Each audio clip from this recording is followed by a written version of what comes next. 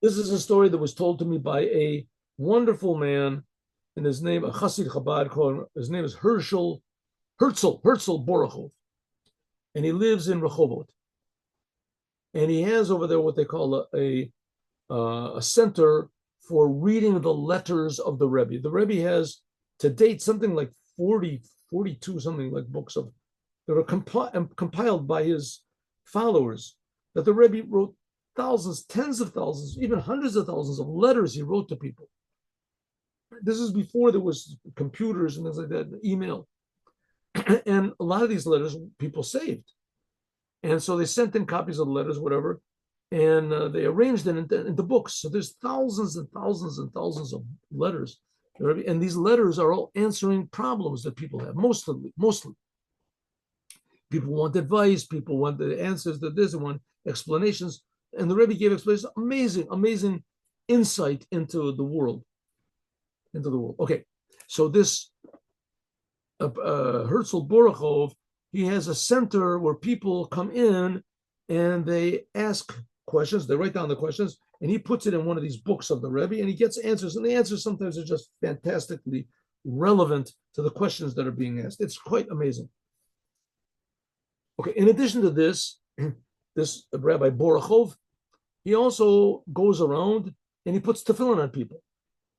This story must have happened 20 years ago or something. I think he told me the story 10 years ago. He goes on the streets in Rehovot. There's one place where he went, which is an auto body work.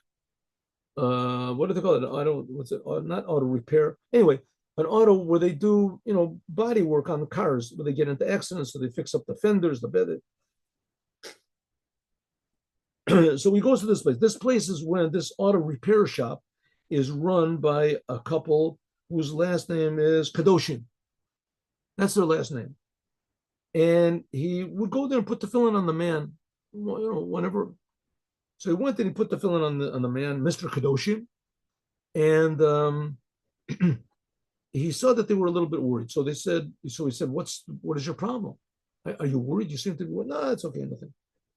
So listen, maybe we can do something about it. Maybe we can. What could you possibly do? What's the problem? They have a son. The son is now like 15 years old, and he doesn't grow. He's got a problem with growth. He's about 3 foot tall, and the doctors say it's some sort of an endocrine problem, some sort of this, but they don't exactly know. The doctors don't know exactly what to do. And they tried to give him shots. They tried doing this. Nothing helps. And of course, he feels very ashamed to be in school, and he's very short. Maybe he's bullied a little bit. Anyway, whatever it is. Anyway, he feels terrible. What can they do? So Rabbi Borochov said to them, listen, I have a center where there's, books of letters of the Rebbe. Come over and we'll write a letter to the Rebbe and we'll see. I don't remember if they actually went with him to the place or he brought a book to them. In any case, they wrote a letter saying their problem, they have a son, it doesn't grow, and they've been to doctors, they don't know what to do. They put the letter into the book, and they opened up the book where the place where they inserted the letter, and there was a letter by the Rebbe about circumcision. Circumcision. Oh, she's been left. What happened over there? I don't know. Circumcision. She so they said, well, maybe ask another. He said, listen, ask another question because that has nothing to do with the circumcision.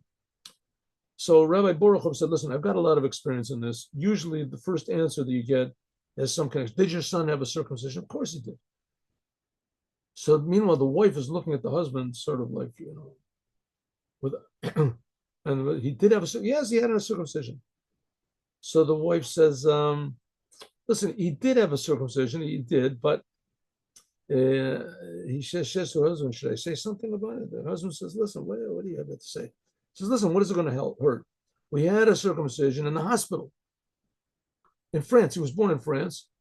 And all of our friends told us, what are you going to make a circumcision with some rabbi? Going to bring a rabbi? You have to have a doctor a rabbi, what does he know about health, about hygiene, about making operations? It's a major thing. I'm going to get some guy with a long beard. He's going to cut.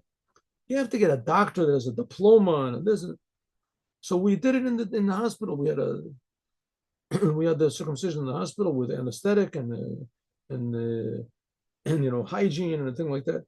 Was the doctor Jewish? No, he wasn't Jewish. He said, okay, it ends up that your son has to have a bris done. He didn't have a circumcision properly.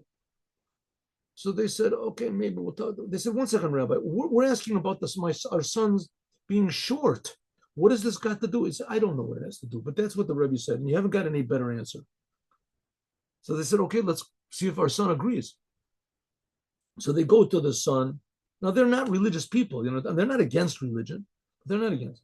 So the son says, listen, do me a favor. I got enough problems. Everybody's laughing at me because I'm short. You're going to take me. I'm going to make an operation. I got enough problems and pain in life as it is.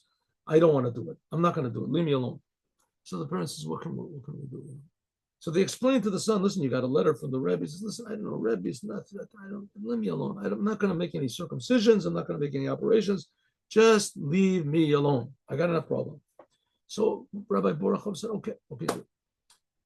The years passed, and like 3-4 years later, whatever it is, 5 years later, so Rabbi Borachov hears somebody yelling, hey, Rabbi Borachov. And he turns around, and there is Mr. Kadoshim. It seems that he had, for whatever reason, he hadn't seen him all this time. Maybe his auto repair shop was closed when he got there, maybe whatever. Hi, Rabbi, how are you? Oh, hi, how are you doing? I said, well, thank you very much. Since you came, I'm starting to put on tefillin every day, and it's really wonderful. He said, well, what about your son? My son? I said, what do you mean? Remember, he had a problem with growth. They wasn't growing. So, oh, yeah, we had a problem. And we got a letter about the circumcision. Did he do the circumcision? And he said, oh, yeah. After a while, we thought about it. And he said, okay. And he did the circumcision.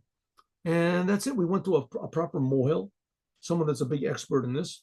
And we did the circumcision and everything got all right. He says, well, what about the growth? Did he grow? I said, oh, yeah, I didn't put two and two together. I guess you're right, No, not only did he grow, he's like 6 feet tall. He's in the army in the engineering corps in the army. He's usually got married. He has children.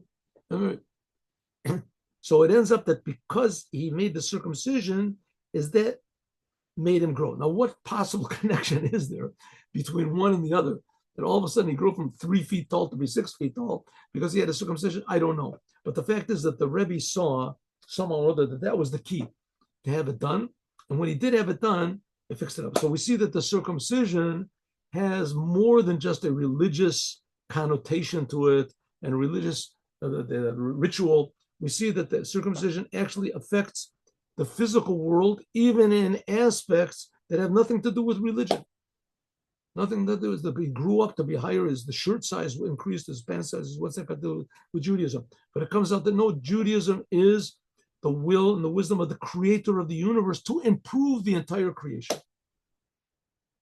Have a good day with Mashiach. Now, see you all tomorrow, God willing, at 8 o'clock. Thank you for coming.